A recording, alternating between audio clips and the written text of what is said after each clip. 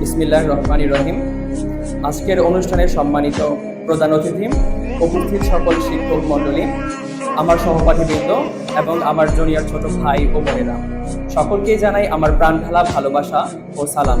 আসসালামু আলাইকুম ওয়া রাহমাতুল্লাহ।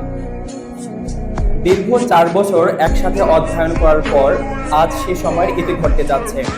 আজ আমাদের বিদায় অনুষ্ঠান, ইতিহাস বিভাগ, সেশন 2020-21। আমি সর্বপ্রথম ক্ষমা চেয়ে নিচ্ছি আমাদের গুরুজনদের কাছ থেকে। আমাদের কথাবার্তা এবং ব্যবহারে যদি আপনারা বিন্দু পরিমাণও কষ্ট পেয়ে থাকেন, তাহলে আপনাদের সন্তানের মতো করে আমাদের ক্ষমা করে দেবেন।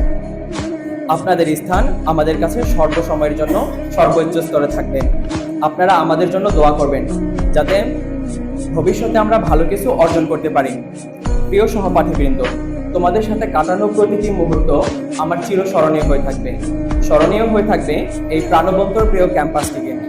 স্নেহের ছোট ভাই ও বোনেরা, তোমাদের জন্য রইল প্রাণঢালা ভালোবাসা এবং অনেক অনেক দোয়া। তোমরা যেন ভবিষ্যতে অনেক দূর পথ পর্যন্ত পাড়ি দিতে পারো। আমি সর্বোপরি সকলের সুস্বাস্থ্য কামনা করে আমি আমার বক্তব্য শেষ করছি। ধন্যবাদ সকলকে।